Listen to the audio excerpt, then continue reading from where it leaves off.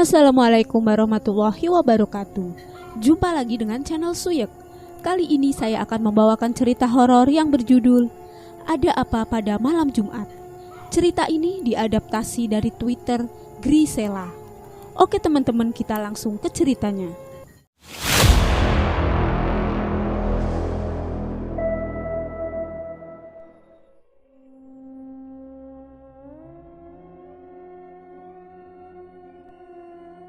Ibu kos selalu bilang apapun yang terjadi, kita tidak boleh keluar rumah, bahkan kamar pada malam Jumat.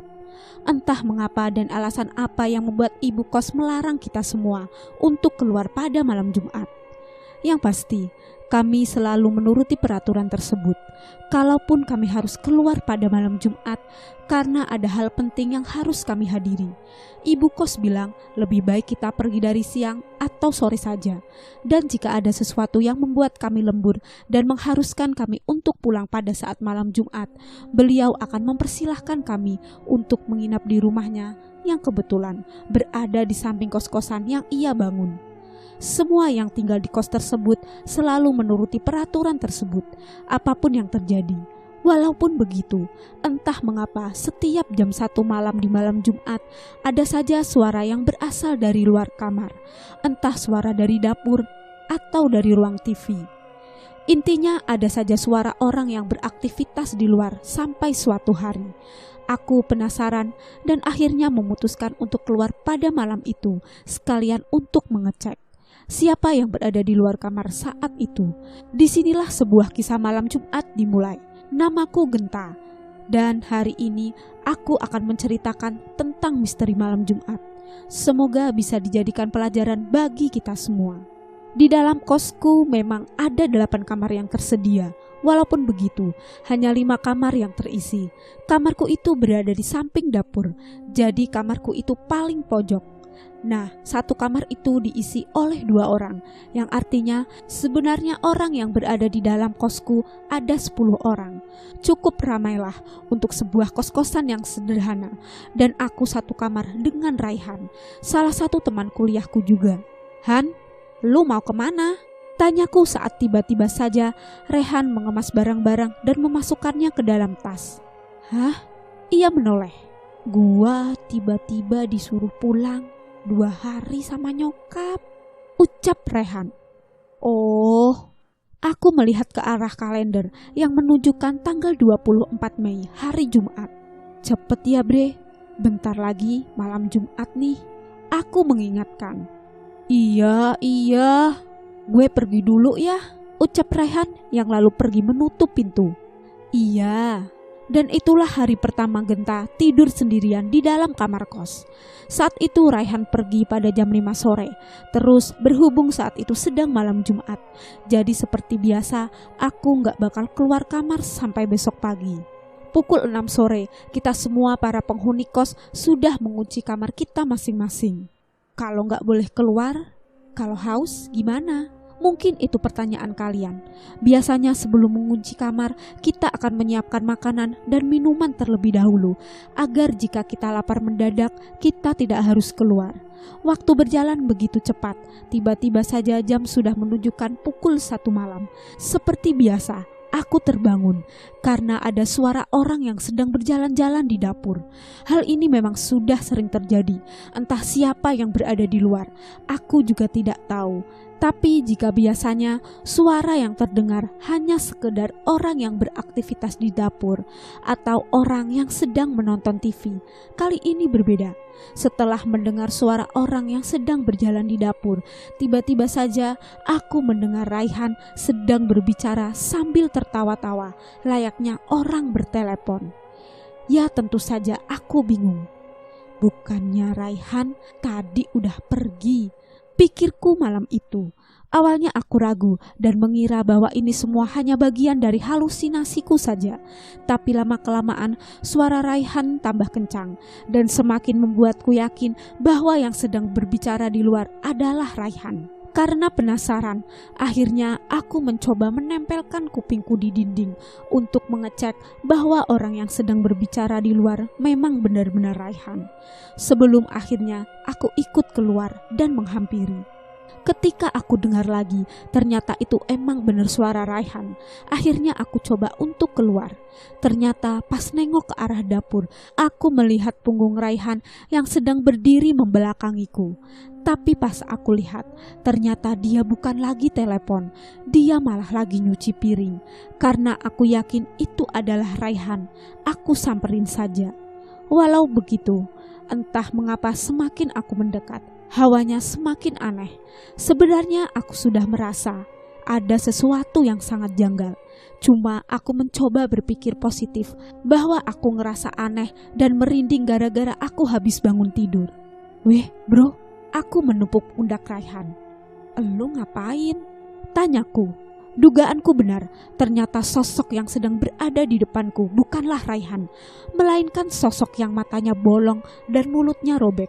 Semenjak kejadian tersebut, Genta tiba-tiba saja ditemukan dalam keadaan pingsan di dapur dan tak kunjung bangun untuk 3 hari ke depan. Oleh karena itu, tidak ada satupun orang yang tahu penyebab Genta pingsan serta apa yang terjadi. Emang dia sakit apaan sih? Gua gak tahu, jawab Raihan. Lo gak nanya Bu Ina? Nanya sih, cuma Bu Ina juga gak tahu. Katanya paling kecapean, jawab Raihan. Lah, kan lu satu kamar. Gua pergi ngap. Gua mana tahu dia kenapa, ucap Raihan. Oh, bilang dong. Ya udah, gue pengen ke masjid dulu. Lu jaga kos ya. Lanjutnya yang lalu pergi ke masjid bersama Ilham dan lainnya. Iya, hati-hati, Raihan membalas. Saat itu Zakwan dan yang lainnya pergi ke masjid untuk melaksanakan sholat isya dan membiarkan Raihan tinggal untuk menjaga Genta. Han, Rehan, seseorang memanggil. Iya, kenapa? Raihan terbangun. Siapa? Tanya Raihan yang lalu beranjak dari kasur. Lah, Genta mana? Gumamnya kebingungan menengok ke arah kiri dan kanan, mencoba mencari Genta. Saat itu jam menunjukkan pukul 2 malam. Saat ia melihat sekeliling kamar, ia baru menyadari bahwa Genta tidak berada di dalam. Rehan. Ternyata panggilan tersebut berasal dari luar. Ia pun langsung saja membuka kunci pintu kamar dan beranjak keluar. Napa? 10 detik berlalu, namun tidak ada satupun orang yang menjawab. Ah, apaan sih? Gak usah main-main deh. Raihan kembali masuk ke dalam dengan perasaan kesal. Han.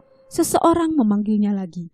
Kali ini suara tersebut terdengar seperti suara Genta. Apa? Ia menoleh. Ternyata terlihat seseorang sedang menonton TV dengan lampu yang tidak menyala. Itu Genta atau siapa? Pikir Rehan. Genta? Ia maju dengan perlahan dengan harapan seseorang yang sedang duduk di sana adalah Genta. Sosok itu menoleh dan ternyata orang yang ia lihat bukanlah Genta, melainkan sosok yang Genta lihat sebelumnya, sosok bermata bolong. Ya Tuhan! Teriak Rehan terkejut. Han, Genta dah bangun, ucap Zakwan. Seriusan? Raihan terhenti untuk beberapa detik. Ia melihat ke arah jam yang ternyata masih menunjukkan pukul 9 malam. Oh, cuma mimpi ternyata, pikir Raihan. Ayo, Genta mau cerita nih, lo mau dengerin gak? Ucap Zakwan. Iya, mau. Ia pun langsung beranjak dan pergi ke kamar Zakwan. Gen, lo udah bangun? Ucap Raihan sesampainya ia di kamar Zakwan. Dah sehat malah, jawabnya senang. Oh, syukurlah deh. Ia pun langsung duduk di samping Genta lalu menanyakan apa yang terjadi. Lu emang waktu itu ngapain sampai pingsan begitu? Iya, makanya sekarang gua mau cerita, ucapnya. Semoga aja sosoknya gak datang. Lanjutnya dengan nada yang lebih pelan. Sosok apa? Nanti dengerin aja, jawab Genta. Setelah Genta menceritakan apa yang terjadi, tentu saja Bukos langsung mengamuk setelah mengetahui bahwa hal tersebut terjadi karena Genta melanggar peraturan. Udah dibilang kan, gak usah keluar pas malam Jumat. Gak didengerin, ucap ibu kos. Padahal baru aja sembuh, langsung kena marah. Ya tapi Genta salah juga sih. Dan semenjak itu akhirnya semua penghuni kos mengetahui alasan Bu Ina melarang kita untuk keluar dari kamar pada malam Jumat. Karena memang sosok tersebut hanya mengganggu pada malam Jumat. Tapi kata Genta, sosok tersebut tidak hanya mengganggu pada malam Jumat. Malam biasa pun dia tetap mengganggu, hanya saja gak separah malam Jumat. Tapi tenang saja, walaupun sosok yang berkeliaran pada malam Jumat sudah ketahuan. Setelah kejadian yang menimpa Genta minggu lalu, pada malam Jumat ini ia mengunci pintunya dengan sebuah meja. Sungguh berlebihan, namun aku membiarkannya saja dan untungnya malam Jumat tersebut berlalu dengan tenang. Walaupun begitu di sisi lain, Yan, mana sini kuncinya? Pinta Vino secara tiba-tiba. Hah? Itu noh di atas lemari. Lu mau ngapain? Kan ini udah jam 7. Tanya Ian curiga. Kok lu belum ngambil makanan atau minuman sih? Gua lapar nih, ucap Vino. Lah kok gua? Kan tadi gua udah bilang pas asar, langsung ambil minum aja. Bukannya ngambil, lo malah mainan HP. Jelas Ian. Gua gak denger. Ia beralasan. Lagian kenapa gak lo yang ambil? Gua kan udah makan, jadi gak kepikiran buat makan lagi lah, ucap Ian. Udahlah, mending besok aja. Kan lo tahu sendiri kemarin si Genta kenapa gara-gara keluar. Lanjutnya mencoba menghentikan Vino untuk tidak keluar kamar. Sebentar doang mah, gak apa-apa kali, jawabnya. Enggak lah, gak usah. Minum air keran aja sono, suruh Ian. Ya kali Ian, mending lu tidur aja deh. Entar juga lu bakal lupa kalau lu lapar. Dah sono tidur, perintah Ian. Ah, ya udah deh. Vino pun kembali beranjak ke tempat tidurnya sambil mencoba mengabaikan perut keroncongannya. Jam sudah menunjukkan pukul 12 malam dan Vino masih saja belum berhasil tidur karena perut keroncongannya yang terus berbunyi. Aduh, Vino menggerutu. Gua rasa gua gak punya pilihan lain. Udahlah, gua keluar aja, pikir Vino. Perlahan-lahan ia meraih kunci yang diletakkan di atas lemari. Oke, berhasil, gumamnya. Ia pun langsung saja membuka pintu kamar dan pergi keluar untuk mengambil beberapa cemilan. Vin. Mendengar panggilan tersebut, Vino pun langsung refleks menjatuhkan semua camilannya, terkejut oleh panggilan dadakan tersebut. Ya Allah Han, jangan ngagetin gitu dong. Ia menghela nafas lega. Untung Rehan, gumamnya. Lu lagi ngapain? Tanyanya. Ambil cemilan doang sih, gua tiba-tiba lapar soalnya. Raihan menempelkan kepalanya ke pintu kamarnya lalu menatapnya secara tajam. Bukannya udah dibilang sama Bu Kos gak boleh ada yang keluar pas malam Jumat, ucapnya secara perlahan. Iya, gua tahu, balasnya ragu. Lagian ini cuma ngambil cemilan doang Han, lu sendiri ngapain? Ia membalikan pertanyaan, namun Raihan tidak menjawab dan justru mempertajam tatapannya. Aduh, kenapa sih tuh anak? Tanpa pikir panjang, Vino pun langsung mengambil semua camilannya agar ia tak berlama-lama di luar. Sekali dua kali ia kerap menoleh kembali ke tempat Raihan berada, mencoba memastikan bahwa Raihan masih berada di belakangnya, masih dengan posisi kepala yang tertempel pada pintu. Raihan masih mengamati gerak-gerik Vino dengan aneh. Han, lu ngapain sih? Mending lu masuk aja deh, ucap Vino. Bukannya harusnya lu yang masuk. Mendengar itu, Vino pun ternganga atas sifatnya yang tidak biasa. Lu kenapa sih? Tanya Vino kebingungan. Ih, Genta, lu berisik banget sih. Hah? Vino menoleh ke arah kamar Genta dan Raihan. Loh, tadi itu gua gak salah denger. Kok suara Raihan ada di dalam? Ucapnya ketakutan. Raihan. Sosok itu tertawa sampai membuat mulutnya robek. Astagfirullahaladzim. Vino beristighfar. Vino yang tidak terbiasa melihat kejadian tersebut tentu saja langsung bergemetar ketakutan. Perlahan-lahan mata Raihan mulai mengeluarkan darah. "Sudah Bu Kos ingatkan," sosok itu berkata, "jangan keluar." Ia membanting gelas-gelas yang berada di dapur. Apa yang Vino bisa lakukan saat itu hanyalah bertahan sambil berdoa bahwa ia akan selamat sampai amarahnya reda. Kamar Genta dan Raihan pada saat itu. "Ih, Genta, lo berisik banget sih," sebel Raihan yang tak kunjung tidur akibat suara berisik yang berasal dari luar. "Hah, apa sih?" jawabnya ikut sebel. "Itu suara dari luar, bukan gua." "Suara apaan sih tuh berisik banget? Prang-pring. Ada yang berantem atau gimana sih?" ucap Raihan kebingungan. "Kan udah gua bilang, emang biasa malam-malam begitu," balas Genta santai. "Lu gak bilang seberisik ini." "Ya iya, mungkin gara-gara lagi malam Jumat kali. Udahlah, tidur aja," ucap Genta. "Gimana mau tidur coba pas ada orang yang lempar-lempar kaca malam-malam begini." Tiba-tiba suara telepon berbunyi. "Siapa tuh yang nelpon?" tanya Genta yang lalu mengintip HP Raihan. "Si Zakwan," balas Raihan yang lalu langsung menjawab panggilan tersebut. "Halo?" "Lu berisik banget sih," ucap Zakwan dari dalam telepon. "Kok gua? Orang suaranya itu dari luar," jawab Raihan tak terima disalahkan. "Emang di luar siapa? Kok berisik banget?" tanya Zakwan. "Gak tahu, kata si Genta emang biasanya begini." "Siapa sih? Coba deh lu cek," suruh Zakwan. "Ye kali, lu aja sana," jawab Raihan.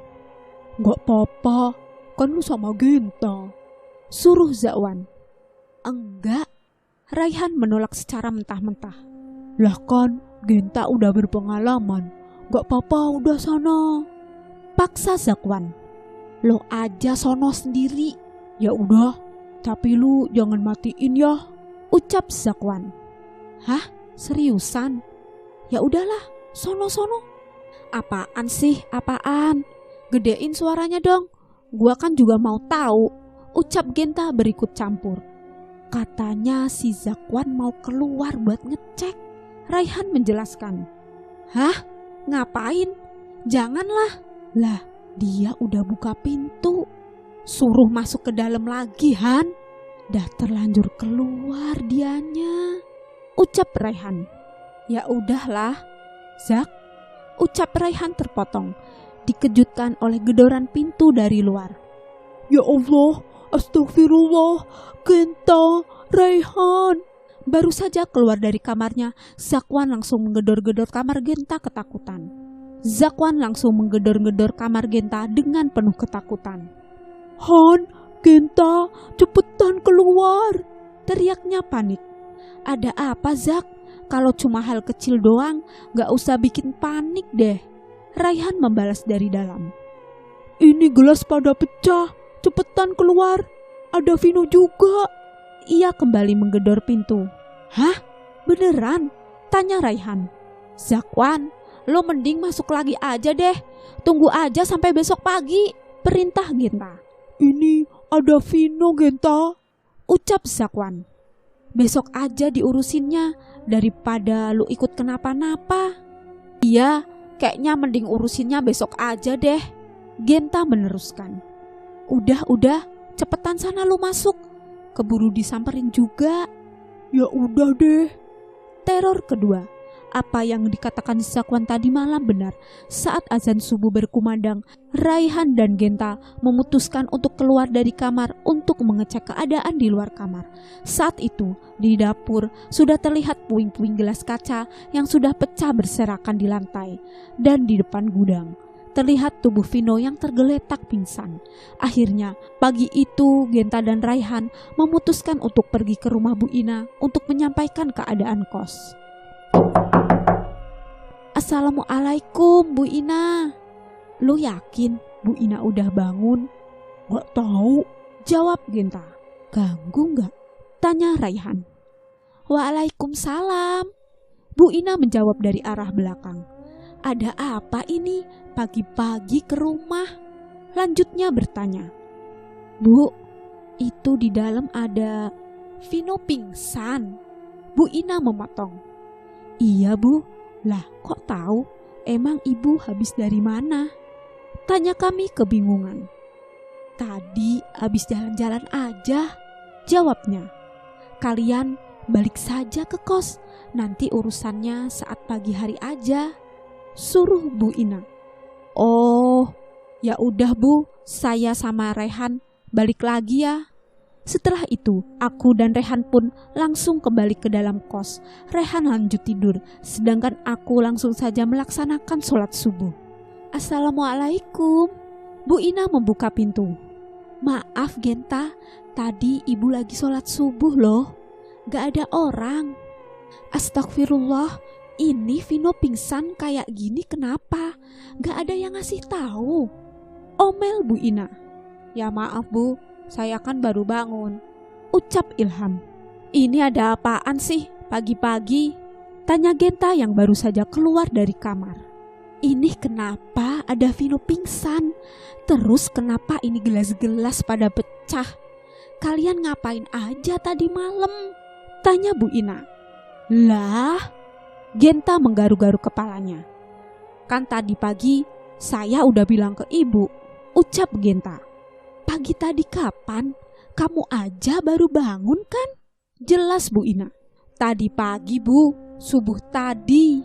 Aduh, ngayal aja kamu. Jelas-jelas tadi saya masuk masih pada tidur. Hah? Genta kembali mencoba mengingat-ingat apa yang ia lakukan saat subuh tadi. Perasaan tadi gua udah bilang. Gumamnya kebingungan. Ini kenapa Vino bisa begini? Emang gak ada yang tahu? Ian, kamu kan satu kamar. Amuk ibu kos. Saya gak tahu Bu. Tadi emang pas pagi-pagi bangun, saya juga kaget Vino udah gak ada. Taunya pas keluar udah pingsan. Jawab Ian pasrah. Ya udah, ini angkut dulu si Vino. Saya mau beresin gelas pecah dulu. Zakwan, kamu bantuin saya, suruh ibu kos. Oke Bu, jawab Zakwan. Saat itu aku kembali ke kamar dengan perasaan bingung. Soalnya aku ingat banget waktu itu Bu Ina udah aku kasih tahu. Bahkan ada Raihan sebagai saksi mata. Ya kalau bukan Bu Ina yang aku lihat subuh tadi siapa? Hari-hari berikutnya seperti biasa sosok tersebut terus mengganggu. Tapi gak separah minggu-minggu sebelumnya dan 2 minggu kemudian. Ada satu kejadian yang menurutku adalah puncak dari keseraman cerita ini. Hari dimana semua misteri terkuak dan terpecahkan. Tepatnya sebelum aku memutuskan untuk pindah kos. Lo jadi pergi? Tanya Raihan. Iya, jawab Genta. Emang pindah kemana? Tanya Raihan kembali. Gak jauh dari sini sih. Cuma gua disuruh pindah aja, jawab Genta. Oh, Raihan mengangguk pelan. Cepetan, udah 5:30 tuh. Iya, ini langsung pergi kok. Genta, Ian membuka pintu. Hah? Ngapain lo? Genta bertanya. Lu mau pergi? Tanya Ian. Iya, jawab Genta. Sekarang? Tanya Ian kembali. Iya Yan, jawab Genta. Mending habis azan maghrib aja deh, saran Ian. Apa sih? Kan udah dibilang pas malam Jumat udah gak boleh keluar lagi, jelas Genta. Kata Bu Ina ternyata pas maghrib masih boleh. Yang gak boleh tuh habis isya, Ian menjelaskan. Raihan mengernyitkan dahi. Emang Bu Ina bilang begitu? Ia bertanya. Iya, lagian kan juga gak bagus keluar pas maghrib. Mending lo sholat maghrib dulu, baru nanti gua anterin sampai depan, tawar Ian. Iya juga sih, Genta mengangguk pelan. Ya udah deh, habis maghrib aja, tapi beneran ya anterin? Iya, jawab Ian. Setelah itu, Ian pun langsung kembali ke kamarnya, sementara Genta menunggu azan maghrib berkumandang. Setelah sholat maghrib, barulah aku menelepon Ian untuk pergi nyamperin aku. Karena aku lumayan trauma sama sosok hantu bolong itu. Panggilan pertama tidak diangkat, panggilan kedua juga tidak diangkat. Begitu pula dengan panggilan ketiga, tidak ada satupun panggilanku yang diangkat. Akhirnya aku coba pinjam HP Raihan untuk menelepon, ternyata sama saja tidak diangkat. Akhirnya aku menunggu aja, soalnya aku masih gak terlalu yakin untuk keluar.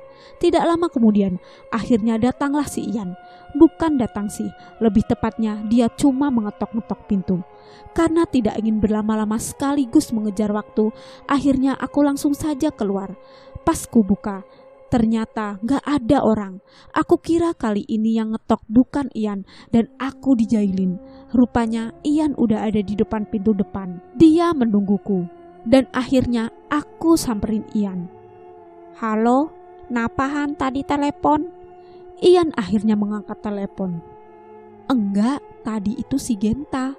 "Lu udah sampai mana nganterin Genta?" Raihan lanjut bertanya. "Nganterin apaan?" tanya Ian. "Nganterin Genta," jawab Raihan. "Genta aja gak sama gua, kan gua lagi di luar," jelas Ian. Jadi biasanya kalau aku mau masuk ke kampus, keluar atau apapun itu, pasti bakal belok kanan. Berhubung akses jalan keluar komplek itu ada di sebelah kanan, tapi saat itu Ian malah ngajak aku ke kiri. Sebenarnya waktu itu aku sempat bertanya kepada Ian, "Kita ngapain lewat sini?" Tapi si Ian cuma diam dan tetap jalan terus, gak muter balik. Sebenarnya saat itu aku merasa ada yang aneh, cuma gak tahu kenapa aku gak ngerasa takut. Jadi aku berpositif thinking bahwa dia mau nyamperin tetangga dulu. Tapi lama-kelamaan dia jalan terus sampai hampir nyampe kuburan. Aku bingung, akhirnya aku tepuk pundaknya, lalu aku bilang, "Yan, kita ngapain kesini?" Terus tiba-tiba saja Ian ketawa melengking. Di situ aku sudah merasa, ini pasti bukan Ian, gumamku. Ketika menengok ke belakang, ya Allah, ternyata dugaanku benar. Yang lagi ngajak aku jalan itu memang bukan Ian. Ternyata itu adalah sosok hantu bermata bolong yang sedang menyamar menjadi Ian. Gara-gara aku takut, akhirnya aku langsung lari secepat aku bisa, sambil teriak-teriak minta tolong. Lelah berlari, aku mencoba melambatkan langkahku dan mencoba melihat ke arah belakang untuk mengecek hantunya masih mengikuti atau enggak. Ternyata sudah tidak ada. Alhamdulillah, aku menghela nafas lega.